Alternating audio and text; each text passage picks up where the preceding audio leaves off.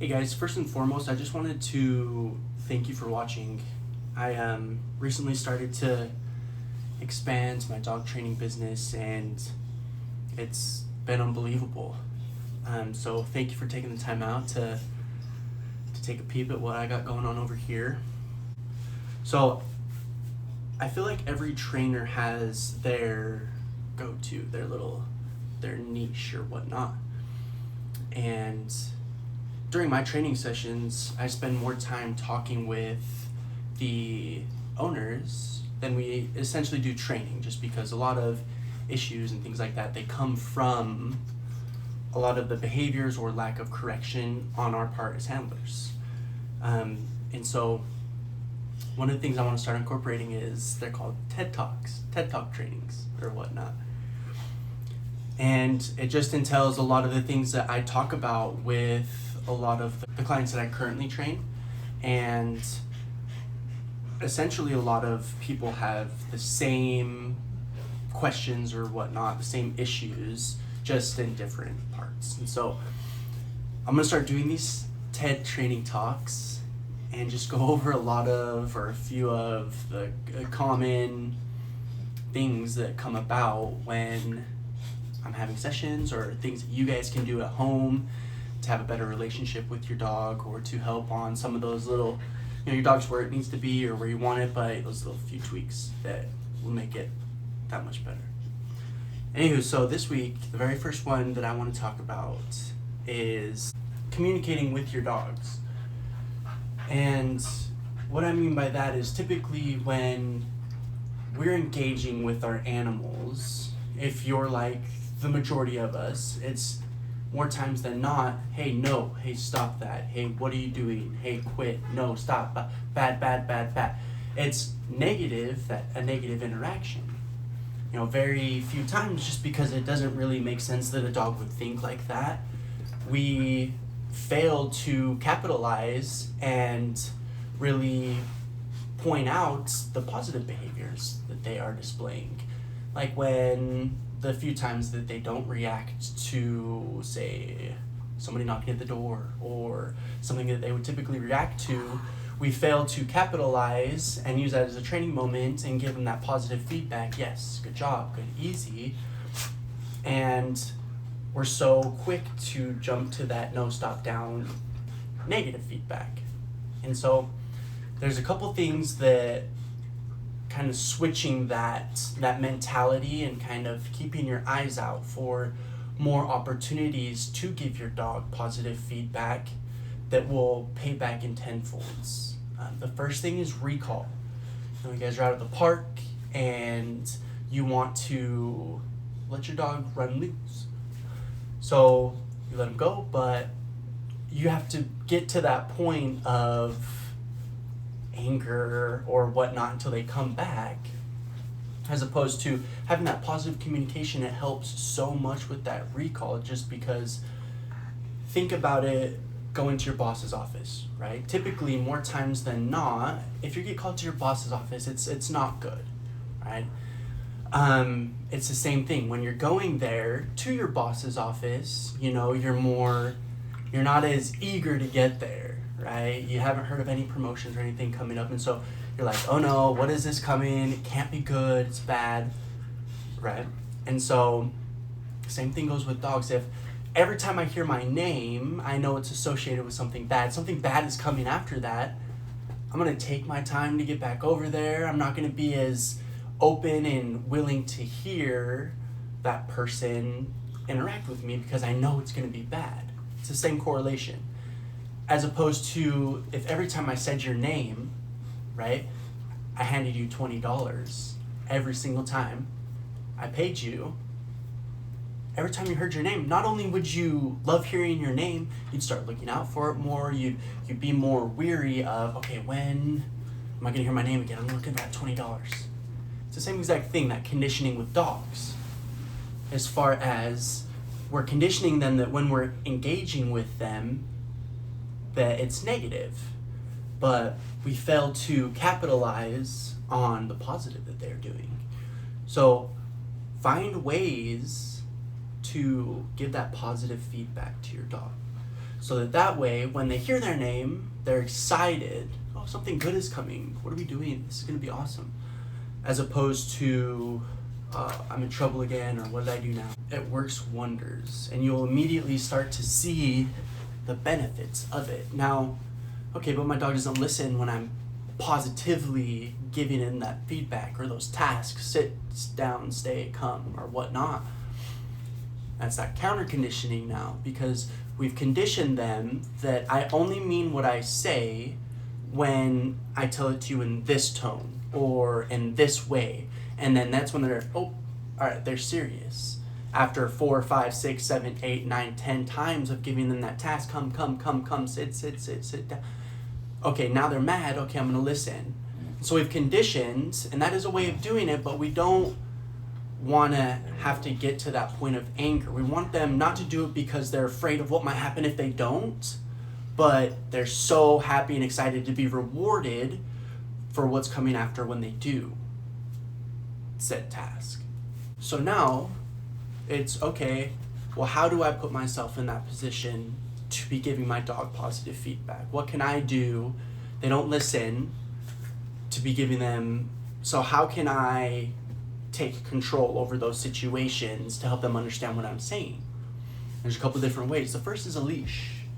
And essentially a leash can answer all questions, all problems. They can, not all, but for the most part, jumping, biting, running away, staying, all of these things, a leash can stop a lot of these disobedient behaviors. And so throwing a leash on the dog, for example, your dog jumps a lot when people come over, right? So you know you have company coming. You throw a leash on your dog before they come over, right? And then before they get there, maybe you take your dog for a walk, right? Practice some leash pressure training. Maybe you do something to get that mental and physical stimulation out before your company comes over, setting them up for success so they're not as energized when they get there. Now, your company comes, you have a leash, you're now in control of if that dog jumps on your company. Because he goes to jump, we shorten the leash, right? We shorten the distance that we're giving them. They haven't earned that freedom of the full length of the leash, so we're now restricted. So we shorten up that leash, taking away their opportunities to jump. Okay, it's a huge dog. We're not able, we put the leash on the ground and we stand on the leash. Because the more times that behaviors are displayed, they will be repeated.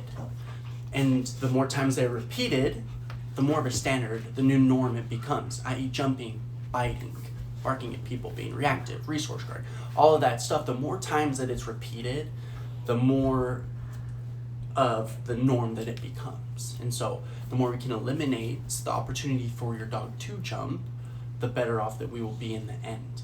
So putting on a leash is a perfect way. Now, we don't even have to give our dog that feedback of no. It's we're taking away the opportunity by shortening the leash of them jumping, and we can, once they calm down after the new company has been there for a minute, then we can start giving them that positive feedback when they're not attempting to jump, when they're more focused on us. Yes, good job, good, easy, yes, very good. Letting them know that that's the behavior that we want. Another way is training the people that are coming over to your house or that are engaging with your dog. If you're working on a new task like jumping or biting, let them know, hey, when you come over, we're still working on it, but if for whatever reason, because my dog's earned that trust, that freedom on the end of the leash and he jumps, just pull away all your attention. Don't talk to him, I'll take it from there. But train people that are coming over up on what is going to be what you're doing or working on with your dog, so that your dog is best set up for success and you can be giving them that positive feedback. So instead of no, don't jump, I'm sorry to the person that's coming over in your company, it's the dog automatically gets down because that conditioning of you attracting your attention when they jump on you, they click, and then you can say, you can reward them. Yes, very good, no jumping. If you're practicing recall, okay, how do I get my dog to how do I get myself to be in a position to give my dog positive feedback when we're working recall when they don't recall? Recall leash makes it so they can be at that longer distance from you that you haven't necessarily practiced, but still be able to reach out and correct and touch in the case that you need to reach out, touch, and correct. And so a leash really solves a lot of the issues. You know, it takes away us having to give that correction, especially if that correction isn't communicated or conditioned with the dog. They don't even know what it is that you're trying to tell them. Another great thing about working on your communication with your dog is improving the relationship that you have with them. The goal, especially in training, is to have yourself be the safe place for your dog. Anytime they're scared or worried or anything like that, instead of running away, they run to you because it's been conditioned. And we condition good things come from us. We are full of praise. We're a safe place. We are their protectors.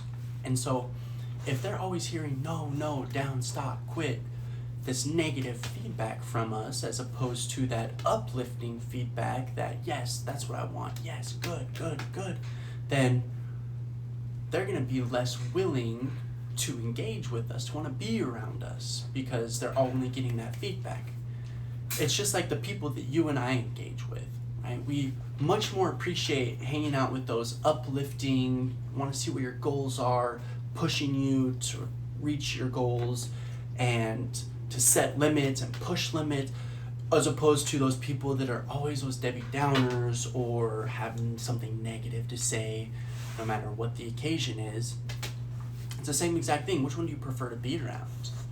Dogs, they want to be around us no matter what, but it'll help so much more down the line with training techniques if you're able to establish that healthy relationship and positive communication in the beginning. So wrapping this up, you want it to be a 90-10 positive feedback to correction. 90% of all of the encounters that you have with your dogs are positive. Yes, good job, good boy, good girl. Yes, thank you, good choice. Yes, yes, yes, pay, yes, good. And then that other 10% to be no, no. You want it to be that ratio so that those corrections are received more, because I'm so used to hearing yes, yes, yes, yes, and then that no, it's like, okay, well, what was that? Okay. They stop, as opposed to hearing always no, no, no, no, no, no, and then yes, and then they get super stimulated because they're not used to hearing it. It's totally swapped. So a 90-10 ratio, give them positive feedback. Having that positive communication with you and your dog, it is going to build their confidence like you would not believe. A lot of that reactivity and things like that, that's the lack of confidence in your dog. And so them hearing that yes, yes, good job, good job, good job, good job, it's going to raise their confidence so they can worry about more being a dog and less about what they're feeling that they need to alert you to. I appreciate you guys for watching. I'm going to be doing these probably just about once a week. I think the next one is going to be about treats and where a lot of people go wrong with those while they're rewarding their dog, when they're rewarding them, how they're rewarding them, what they're rewarding them with. So, thanks for watching. I appreciate it. I hope you guys took something out of this. Let me know if you have any questions or comments or anything to add to this video. And looking forward to the future ones to come. Stay positive, stay consistent, and keep it fun.